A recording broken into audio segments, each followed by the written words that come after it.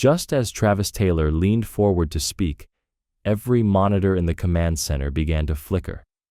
The atmosphere shifted, an electric tension crawling across the displays like something with intent. And then it hit, a burst so powerful it nearly knocked every device on the ranch offline. But what followed was far more disturbing than anything the team had braced for. For months, the truth stayed buried, locked behind encryption, wrapped in layers of official silence.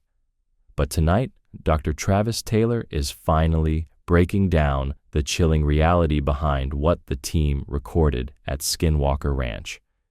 Before we dive in, make sure you're subscribed because the information you're about to hear completely rewrites what we thought we understood about this place. The evening started like so many others on the ranch, cold, quiet, and heavy with that familiar sense of unease. Dr. Travis Taylor stood beside the command center's wall of screens, each one streaming drone footage and electromagnetic data in real time. The team had launched a new experiment targeting the Western Mesa, a region locals ominously dubbed the ranch's heartbeat. Everything looked normal for hours. Then, in an instant, every display lit up red. Alarms blared as electromagnetic levels shot into ranges that shouldn't even be possible. At first, Travis chalked it up to equipment malfunction or maybe the brutal Utah desert temperatures. But then 3 different sensors began pulsing in the exact same rhythm. That's when Travis felt the dread settle in. This wasn't random interference. It was intentional. Outside, chaos erupted. Cattle stampeded toward the fence, their cries echoing into the darkness. A thermal camera locked onto a glowing shape floating about 20 feet in the air. It drifted slowly, rotating, almost like it was scanning the field below. The crew scrambled, trying to track it, but systems failed one after another. Radar jammed, internet died. The backup generator hesitated for a full half-minute before sputtering back to life. In that brief, unnatural silence, the team heard a deep, low-frequency hum, like some massive engine idling far beneath the ground. Travis watched the graphs pulse rhythmically on the screen, his mind connecting the impossible. These weren't random spikes. They repeated with deliberate precision. 3 pulses, a pause, 3 pulses. The same pattern used in Morse code to signal distress, SOS. "It's reacting to us," Travis whispered. "It knows we're watching." That realization swept through the room. Whatever they were dealing with wasn't a natural phenomenon, and it definitely wasn't random. It was purposeful, aware, and somehow observing them in return. That night marked a point of no return for Skinwalker Ranch. The next morning, the team gathered at the control center, still shaken. Travis replayed the previous night's data frame by frame, the glow from the screens reflecting off his face. What he uncovered next made his skin crawl. The frequency surges weren't chaotic. They formed repeating geometric shapes, perfect hexagonal patterns appearing at mathematically precise intervals. These weren't just signals, they were encoded messages. When they ran the data through a spectrographic analyzer, it returned values unlike anything known. The energy operated in the terahertz range, far beyond the reach of normal civilian tech. Even stranger, the same signal showed up deep underground. Sensors buried beneath the mesa mirrored the readings from the sky almost exactly, as if the ground itself was vibrating with intelligence. Travis searched for any logical explanation: nearby power lines, satellite interference, military activity, but nothing matched. The energy was too clean, too precise, too alive. "It's behaving like a living system," he murmured as the pulses rippled across the digital map. Eric Bard, the ranch's chief technologist, confirmed what no one wanted to say out loud. The signal wasn't a glitch, it was reacting to them. When the team transmitted low-frequency sound waves into the ground to test for geological feedback, The anomaly changed its frequency, almost like it was countering their attempt. Within seconds, every monitoring device overheated and powered down. Later, Travis replayed the audio at a reduced speed. Beneath the static, a faint sound emerged, something like a warped whisper, a single stretched-out syllable repeating in perfect sync with the pulses.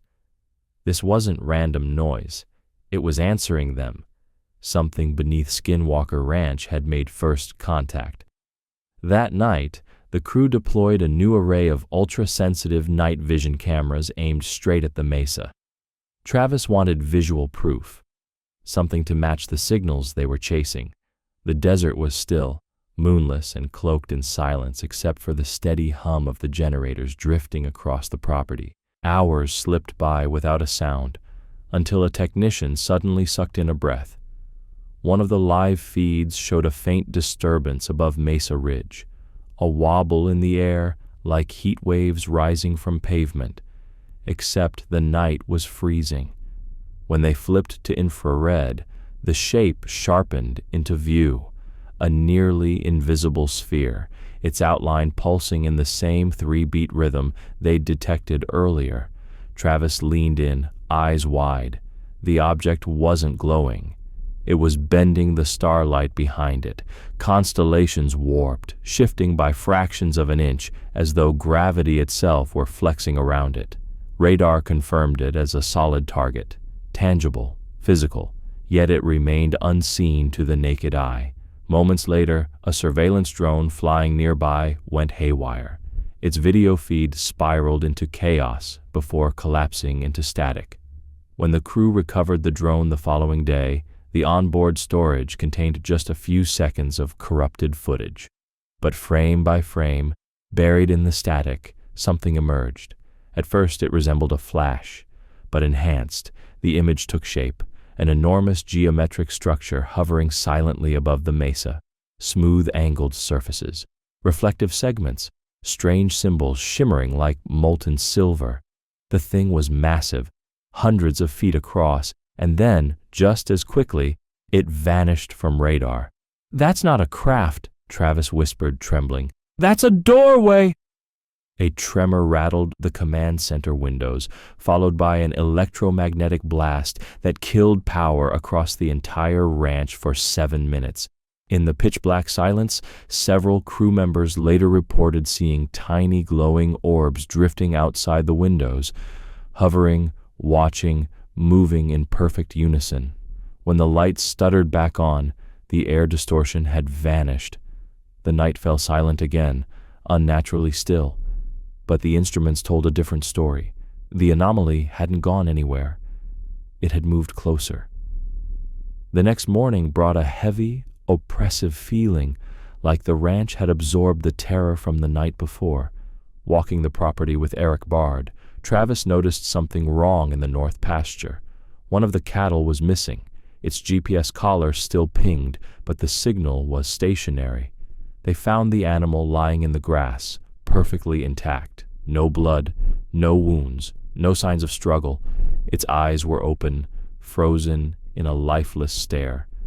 The rest of the herd kept their distance, forming a wide circle around it like they sensed something humans couldn't. As Travis examined the carcass, the details grew stranger. The hide wasn't damaged. It was immaculate, but when he lifted one leg, it felt unnaturally light. Wrong. Then he spotted it, a tiny oval incision near the ribs, about 3 inches long, clean as if cut by a surgical instrument.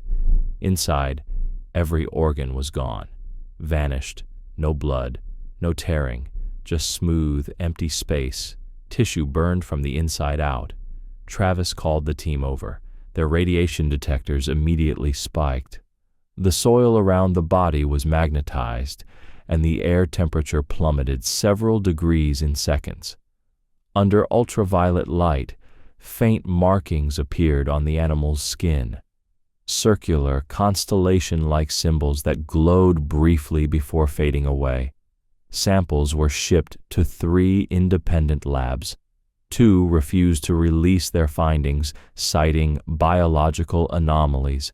The third analyst, who had agreed to perform full DNA and isotope tests, abruptly disappeared. No responses, phone disconnected. The report never arrived. Later, Travis admitted that this was the moment everything shifted. "We weren't dealing with just energy anymore," he said quietly. "Whatever's here, it's alive. It kills without a trace, and it watches us clean up the aftermath." That night, they placed motion-triggered cameras around the pasture. At 3:12 a.m., one captured a movement, a shimmering distortion hovering right above the carcass, as though feeding on the fear it had generated. By week 5, Travis had become fixated on one place, the mesa. Every radiation spike, every EM surge, every pattern in the data pointed straight back to that towering slab of sandstone looming over the ranch. Beneath it, the subsurface sensors detected bursts of energy synchronized perfectly with the night they witnessed the sky distortion. "It's like something is buried in there," Travis muttered during a briefing. "Something that responds every time we probe it." With Brandon Fugel's hesitant approval, they brought in a drilling rig to take samples beneath the mesa. The first few feet of soil offered no resistance, but at exactly 12 feet, the drill hit something solid. The bit screeched like metal grinding against metal. Assuming it was an old pipe or natural deposit, they increased torque. The drill didn't budge. When they pulled it up, the tip was half melted, as if it had struck something burning hot. Eric deployed the ground-penetrating radar and sent pulses into the mesa. What appeared on the screen stunned the entire room into silence. A massive rectangular construct lay hidden deep within the rock. The edges were unnaturally sharp, hollow compartments, metallic reflections, too perfect to be geological. "That's not nature," Eric whispered. "That's architecture." When they sent a stronger pulse to verify density, the cameras circling the mesa began to stutter. The air pressure suddenly dipped, creating a low, droning hum that rattled the equipment. A visible distortion rose from the drill site, like shimmering heat haze, but dense, almost fluid. It expanded outward, passing straight through the cameras, warping their feeds as though space itself were bending. Minutes later, 3 crew members fell violently ill. One collapsed, clutching his skull, saying he heard a deep, vibrating voice repeating, "Leave this place." Another began vomiting blood. Travis immediately shut down the dig and ordered the site sealed. Radiation scans afterward showed a spike equivalent to a localized, short-burst nuclear event, concentrated entirely around the hole. As they packed up for the night, Travis paused, staring at the mesa's silhouette. "Whatever's down there," he murmured, "isn't sleeping anymore." 2 weeks after the drilling operation went disastrously wrong, a line of unmarked black SUVs rolled down the dusty access road at first light. Brandon Fugel spotted them on the security monitors before anyone else. 4 vehicles, pitch-black windows, no tags, no identifiers. Minutes later, men in nondescript tactical uniforms stepped out, holding up vague badges and claiming to be Department of Energy consultants. None offered names. None addressed the cameras.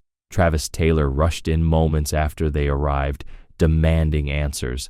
The man in charge responded with icy calm. "We're here to remove hazardous materials."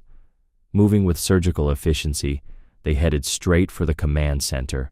Without waiting for permission, they began pulling the main data drives, the ones containing the raw electromagnetic readings, the anomaly footage, and the mesa scans. When Travis stepped forward to stop them, one agent pressed a gloved hand against his chest. "This information belongs to national security now." Within minutes, the drives were sealed in metal cases and loaded into the SUVs. The men ignored every question tossed their way, then drove off just as fast as they'd appeared, disappearing toward the highway. Brandon reached out to every DOE contact he had. Not one could verify an authorized operation in the area. One even told him, in a low, nervous voice, to stop digging. That evening, Travis sat in the dim glow of inactive monitors, staring at the blank screens. "They didn't just take evidence," he said eventually. "They took the truth." Weeks later, during a podcast appearance, Travis slipped up and mentioned something chilling. One of the agents had referenced a phrase, Project Blue Fold. The name echoed the infamous Project Blue Book. Was this a continuation, a successor, a classified revival? Soon after, their digital archives began to vanish. Hard drives corrupted, cloud backups erased.